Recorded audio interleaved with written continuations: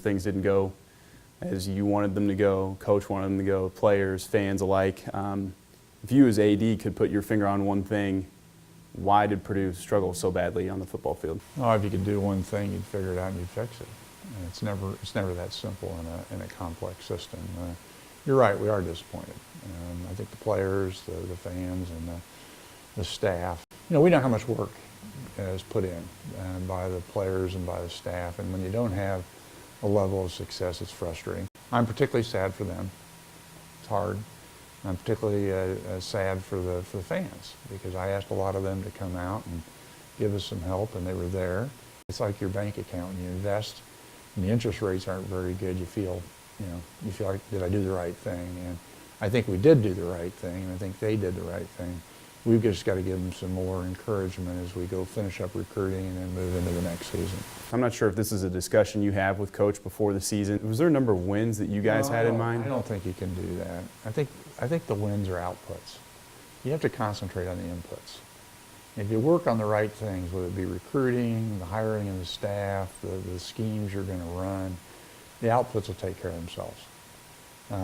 What happens if you have a year where you have 5 ACL injuries to all your skilled players? So, I know the fans, and I'm a fan too, like to look at the standing, and ultimately the standings are the key, but it's the things you work on to create the standings are the things that I concentrate on with the coach.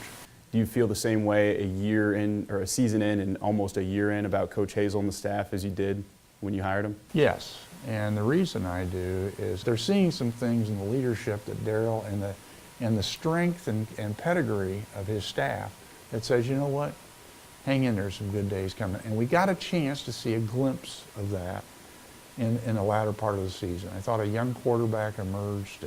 This will be the first time since Curtis Painter's left that you're going to enter the season with a guy who arguably is entrenched at number one. What's been surprising to me, Rob, is I've gotten a lot of comments during the fall, as you'd expect. You can't believe how many people are saying, hey, this guy's the right guy. He has got the right leadership pedigree for us. Let's support him. There's two things that we got to do. Number one, we have got to become much physically stronger, and 18-year-olds become 19, 19 become 20, and we'll do that.